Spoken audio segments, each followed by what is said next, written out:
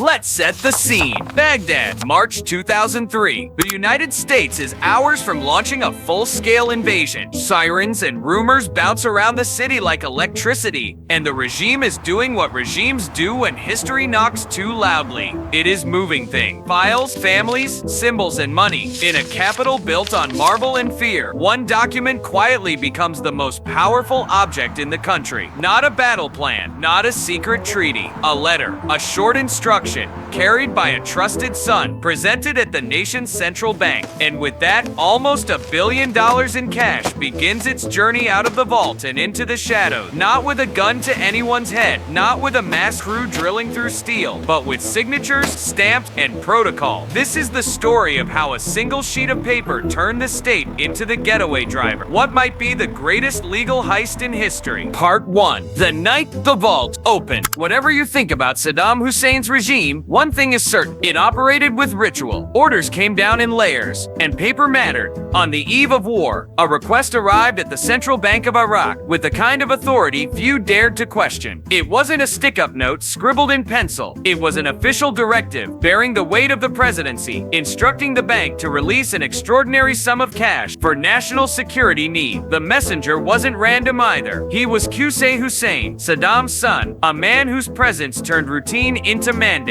He arrived before dawn, when the city felt suspended between sleep and siren, and the bank's leadership, already conditioned by decades of consequence, followed the script. Doors unlocked, vaults spun, pallets rolled. The money wasn't a trickle, it was a tide. Workers hauled bricks of $100 bills and stacks of foreign currency, loading them into trucks, as if the state were buying time by the ton. No alarm, no math, just signatures, escorts, and sealed vehicles. It had the choreography of legitimacy and the impact of a heist. Part 2. How one letter beat 1,000 guns. Why did it work? Because in a dictatorship, legality is elastic. The president is not just the head of state. He is the source code of the system. If he writes, the law moves. If he demands, institutions comply. The central bank, theoretically independent, answered to a reality that was very much the opposite. A written directive from the top was not a suggestion. It was a survival test. In that environment, the difference between authorization and armed robbery is the shape of the pen stroke. The letter leveraged 3 things. Chain of command. Orders descend and are executed. Plausible state purpose. National emergency. Justifies extraordinary measures. And document discipline. Proper stamps. Proper countersignature. Proper ledger entry. The more official it looked, the more it forced subordinates to cooperate, because refusing would create a paper trail in the wrong direction. When the regime collapses, maybe the accountants face question. When the regime survives, the skeptics face worse. Part 3. The logistics of moving a mountain of money.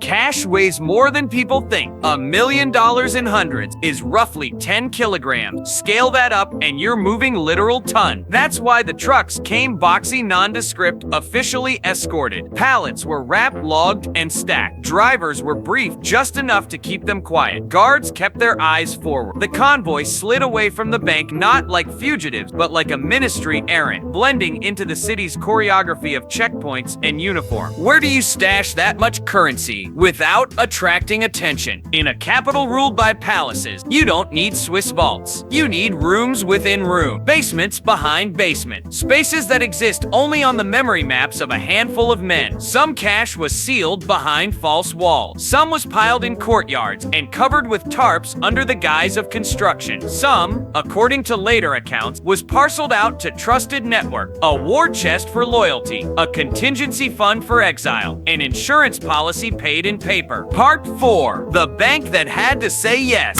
From the vantage point of the clerks and managers, this wasn't a choice. It was a ritual with consequences. The central bank's leaders knew how to survive. They followed procedure. They logged the withdrawal. They recorded the denomination. They ensured there were official reasons attached to every movement, even if the amount seemed surreal. The paperwork defined reality, and the order came with a face. Qusay, whose authority was the closest thing Iraq had to a living seal. Could someone have refused? In theory, Yes, in practice, refusal didn't look like heroism. It looked like disappearance. In a system built on fear, the bank was an institution like any other, designed to protect itself by obeying. The brilliance of the heist is that it never asked the bank to break the rule. It used the rule. It marched through the door labeled emergency powers and exited through the one labeled compliant. Part 5. Why it counts as legal. Legal heist. Sounds contradictory until you examine how states actually work in extremis. Many governments maintain emergency statutes that allow executives to commandeer assets, suspend typical oversight, or reallocate funds for national defense. Iraq, under Ba'athist rule, took that logic to its limit. Presidential orders were law. If the president or his direct proxy directed the central bank to hand over cash for the survival of the state, the bank was obligated to comply. This is where morality and legality split. It was legal in the sense that it traveled the official channel, bore official signatures, and compelled official action. It was a heist in the sense that it stripped the nation's treasury hours before accountability arrived. No explosive, no ski mask, just the alchemy of power. Change the label, and a theft becomes a transfer. It's the oldest trick in statecraft and the most unsettling because it reveals that the difference between public fun and private loot can be a sentence on letterhead. Part 6. Where the money went and how much came back. When foreign troops swept into Baghdad, they found a paper trail without paper, entries that said the money had exited the vaults for national needs, and warehouses that now held only echoes. But cash leaves clues. In the weeks that followed, units searching palace complexes uncovered rooms stacked with shrink-wrapped bricks of dollars, some hidden behind false walls, others left like a dragon's hoard in half-finished renovations. Significant sums were recovered, hundreds of millions, and shipped off to secure facilities for accounting,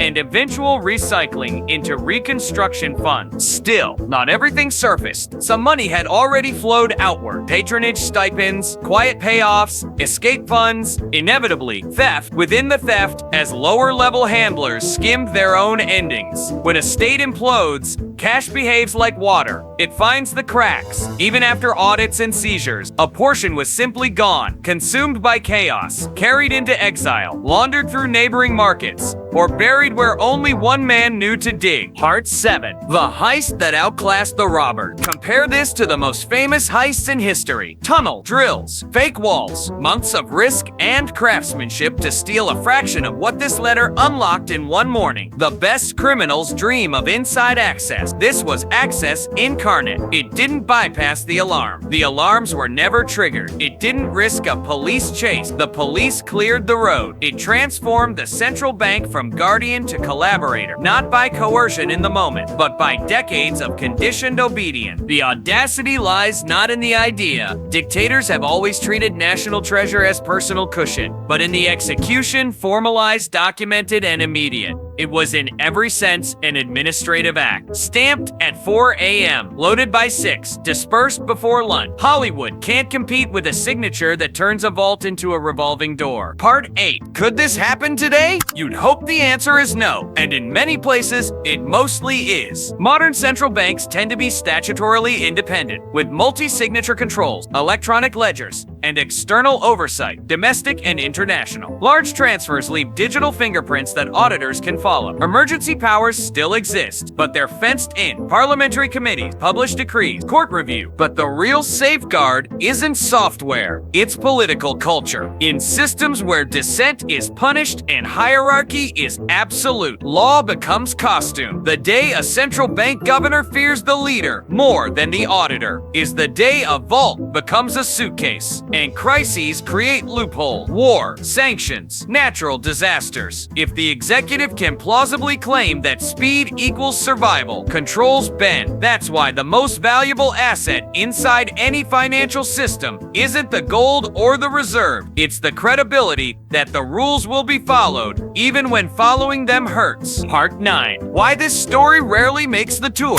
We like our heist cinematic and our villains mask. This one is paperwork. It reminds us that the most dangerous crimes can be tidy, that powerful people prefer mechanisms to mess it, and that institutions designed to guard the public purse can be made to open it legally when the right letter arrives. It also asks uncomfortable questions about sovereignty. If a head of state orders the transfer of public money to protect the nation, and it's carried out exactly as the statutes allow, what court tries the crime? Who prosecutes the signature? Another reason it slips the spotlight, the aftermath, muddies the narrative. Some of the money was recovered and repurposed. Some vanished. Some was probably used exactly as intended to sustain the regime for a few more days. There's no clean twist, no heroic recovery montage, just a lesson that control over a signature can be worth more than an army. Part 10. The Anatomy of a Legal Heist Quick Blueprint for VO Timing. Here's the whole move in one breath. An invasion clock creates the pretext for emergency power. A formal letter invoking executive authority, hand-delivered by the leader's most trusted enforcer, targets central bank reserves held in liquid cash. Legitimate procedures with real entries, stamps, and escorts are executed at off hours by personnel trained to obey. Trucks and pallets move the money to rooms that belong to nobody and everybody. Palace, hidden basements, caches where the haul is dispersed. The aftermath yields partial recovery, partial evaporation, and permanent question. And the moral is brutal and simple. The pen in the wrong hand is mightier than the blowtorch. $1 billion disappeared from a vault not because a genius hacker defeated the lasers, but because the law was taught to kneel. One document, one convoy, one city holding its breath at the end of an era. Call it a withdrawal, call it a theft. Either way, the effect was the same: public wealth privatized by decree. And that's the sinister elegance of it. The greatest heist doesn't break the rules. It writes them, then drives away at sunrise, while the guards hold the door and the clerks balance the books. When we tell stories about power, we tend to focus on tanks and speeches, but sometimes the defining act of a collapsing regime is a line of text that turns a bank into a staging area and a nation's savings into political oxygen. The lesson lingers long after the cash has been counted or lost. In the wrong hand, legality is just punctuation, and a single, well-timed sentence can cost a country a fortune.